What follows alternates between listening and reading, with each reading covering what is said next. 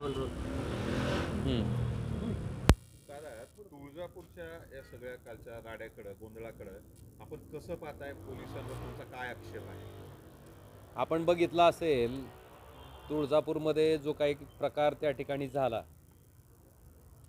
की एखाद्याच्या घरापुढं जाणं, समूहानं जाणं, हातामध्ये कोयतं, कत्त्या, रिव्हॉल्वर घेऊन त्या ठिकाणी जाणं, त्याच्या घराच्या समोर जाऊन गोळीबार करणं आणि सगळ्यात महत्त्वाचं ज्या पद्धतीनं कुलदीप मगर जे ह्या कालच्या हाणामारीमध्ये अतिशय गंभीर स्वरूपात जखमी आहेत, त्यांचा जबाब मी त्या ठिकाणी वाचला.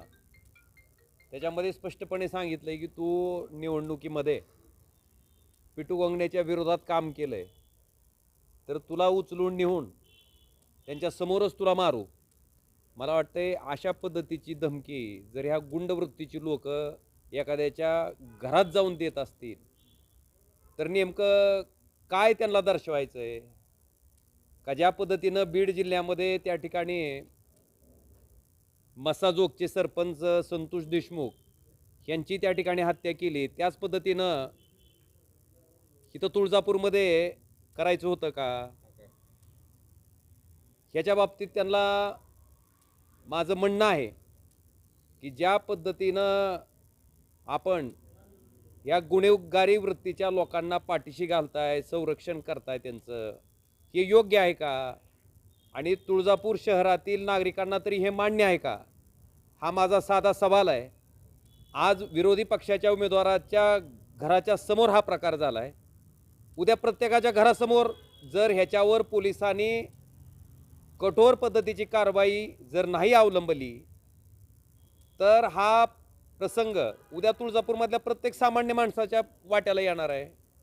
आणि जे त्या ठिकाणी नाक बुरडून म्हणत होते की तुळजापूरची बदनामी, या ड्रग्सच्या 2 नंबरच्या धंद्याच्या पैशातनं आलेली जी काळी संपत्ती आहे, त्या संपत्तीच्या माध्यमातनं त्या 2 नंबरच्या पैशाचा हा उन्माद आहे.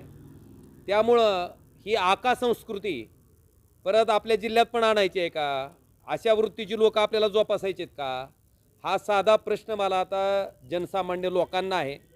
आणि शासनाने ही जी दखल घ्यावी, पण ज्या पद्धतीनं त्या ठिकाणी घडताना दिसतंय त्या पद्धतीनं पोलिसांची यंत्रणासुद्धा अशा गुन्हेगारी वृत्तीच्या लोकांना पाठीशी घालायचं काम करते. हे अतिशय दुर्दैव आहे, निषेधार्ह आहे. आणि अपेक्षा इतकीच आहे की आता ह्या वृत्तीच्या आरोपीवर कठोरातली कठोर कारवाई त्या ठिकाणी झाली पाहिजे.